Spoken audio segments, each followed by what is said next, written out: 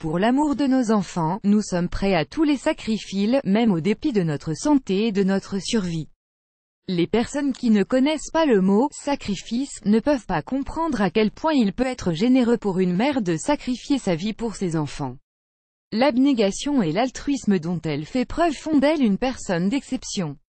Advertisement play current time minuit, duration time minuit remaining time minuit stream type live loaded 0% progress 0% minuit full screen minuit mute playback ratin subtitles off captions off chapters raters undefined. Le seul fait de voir son enfant heureux et en bonne santé peut faire le bonheur d'une mère.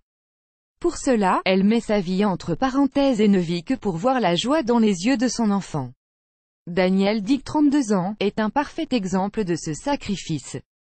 Pour laisser ses enfants vivre, elle a décidé de se laisser mourir. Ad choice ES advertising red invented by It's a choice ES advertising red invented by TEADS. L'histoire émouvante de Danielle. Danielle avait déjà un antécédent de tumeur de la peau à cause d'un mélanome malin.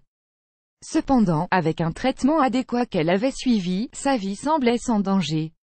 Quelques années plus tard, alors qu'elle était enceinte de ses jumeaux, Danielle a consulté pour de simples maux de tête.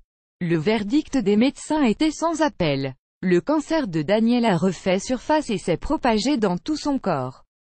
Elle souffrait de 3 métastases majeures dans le cerveau et 2 dans la paroi abdominale.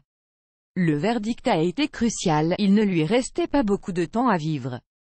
Les médecins lui avaient proposé un traitement chimiothérapique, qui lui permettait d'avoir une chance de survie de 20% et de rallonger sa vie de 5 autres années.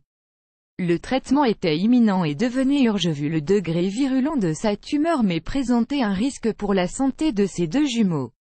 Le sacrifice honorable de Danielle. Sans réfléchir, Danielle a jugé bon de ne pas entamer le traitement qu'elle avait jugé lourd et risqué.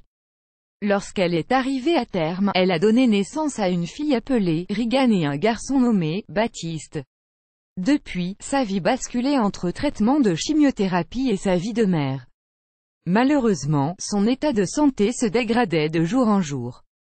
Le cancer s'est propagé davantage dans tout son corps et quelques semaines après, elle est décédée dans un hôpital de Houston au Texas. Son décès a suscité l'émoi de tout son entourage. Son mari a témoigné sur les réseaux sociaux de l'amour que Danielle avait eu pour ses 2 enfants et qu'elle n'avait jamais regretté sa décision. Elle s'en est allée en paix avec elle-même. Ad choice ES advertising red invented by It's a choice ES advertising red invented by TEADS. Le cancer de la peau. Le cancer de la peau est parfois difficile à détecter et peut parfois passer inaperçu du fait qu'il soit indolore et ne cause ni démangeaison ni saignement. Toutefois, le mélanome se caractérise par un grain de beauté, brun ou beige et sa tumeur peut être détectée à temps si on prête attention à certaines manifestations, comme un changement de forme, le contour devient irrégulier, changement de couleur, sa couleur devient foncé, changement de taille, saignement. Les mesures préventives de base: protéger sa peau du soleil, notamment des rayons ultraviolets, soit par le biais d'écrans solaires efficaces, soit en restant à l'ombre, vérifier tout changement au niveau de l'apparence du mélanome.